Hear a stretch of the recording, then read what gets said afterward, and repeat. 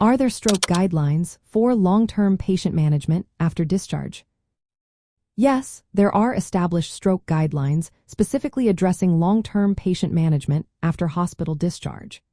These guidelines are designed to ensure a smooth transition from acute hospital care to ongoing rehabilitation and secondary prevention, aiming to optimize recovery and reduce the risk of recurrent stroke.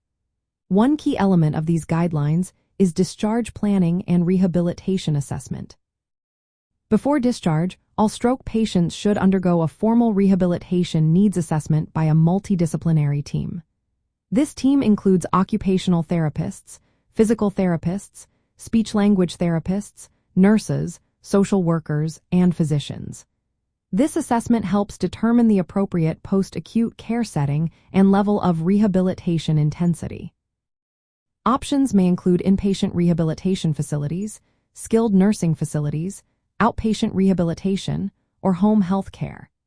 Inpatient rehabilitation facilities provide the most intensive rehabilitation, typically delivering therapy for at least 3 hours per day, 5 days a week under physician supervision. The goal is to maximize functional recovery and facilitate a return to community living when possible. Another important aspect is post-discharge care coordination.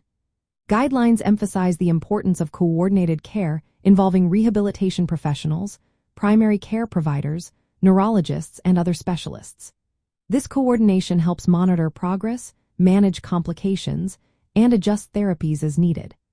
It also includes psychosocial support to address emotional and cognitive challenges that may affect recovery and adherence to treatment.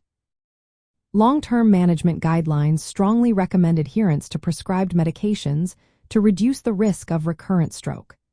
These commonly include antiplatelet agents, such as aspirin and clopidogrel, and anticoagulants for certain conditions, like atrial fibrillation. Blood pressure control medications, statins for cholesterol management, and diabetes control medications may also be prescribed. Patients are advised not to discontinue medications without consulting their healthcare provider.